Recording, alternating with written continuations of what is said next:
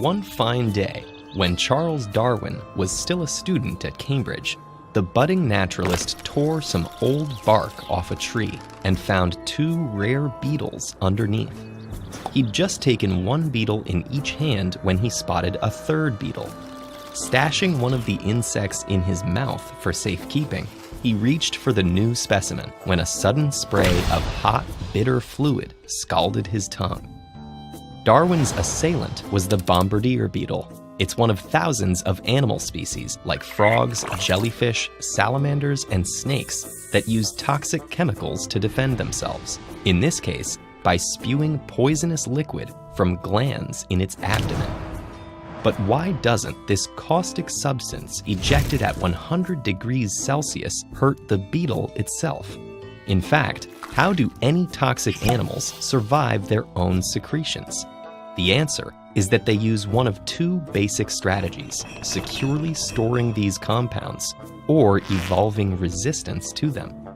Bombardier beetles use the first approach. They store ingredients for their poison in two separate chambers. When they're threatened, the valve between the chambers opens, and the substances combine in a violent chemical reaction that sends a corrosive spray shooting out of the glands, passing through a hardened chamber that protects the beetle's internal tissues.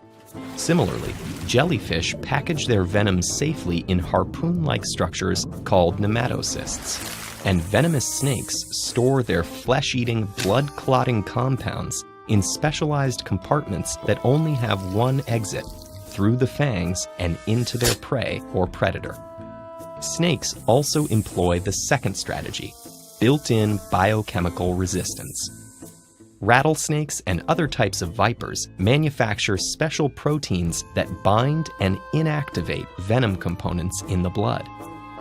Meanwhile, poison dart frogs have also evolved resistance to their own toxins, but through a different mechanism. These tiny animals defend themselves using hundreds of bitter-tasting compounds called alkaloids that they accumulate from consuming small arthropods like mites and ants. One of their most potent alkaloids is the chemical epibetadine, which binds to the same receptors in the brain as nicotine, but is at least 10 times stronger. An amount barely heavier than a grain of sugar would kill you.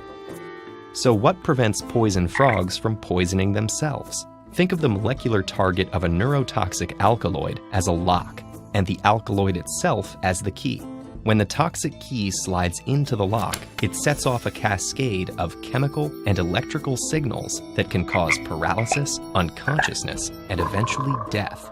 But if you change the shape of the lock, the key can't fit. For poison dart frogs and many other animals with neurotoxic defenses, a few genetic changes alter the structure of the alkaloid binding site just enough to keep the neurotoxin from exerting its adverse effects. Poisonous and venomous animals aren't the only ones that can develop this resistance. Their predators and prey can too. The garter snake, which dines on neurotoxic salamanders, has evolved resistance to salamander toxins through some of the same genetic changes as the salamanders themselves. That means that only the most toxic salamanders can avoid being eaten, and only the most resistant snakes will survive the meal. The result is that the genes providing the highest resistance and toxicity will be passed on in greatest quantities to the next generations. As toxicity ramps up, resistance does too, in an evolutionary arms race that plays out over millions of years. This pattern appears over and over again. Grasshopper mice resist painful venom from scorpion prey through genetic changes in their nervous systems. Horned lizards readily consume harvester ants, resisting their envenomed sting with specialized blood plasma. And sea slugs eat jellyfish nematocysts, prevent their activation with compounds in their mucus, and repurpose them for their own defenses. The bombardier beetle is no exception. The toads that swallow them can tolerate the caustic spray that Darwin found so distasteful. Most of the beetles are spit up hours later, amazingly alive and well. But how do the toads survive the experience? That is still a mystery. Haven't had your fill? Pick your poison with one of these two lessons.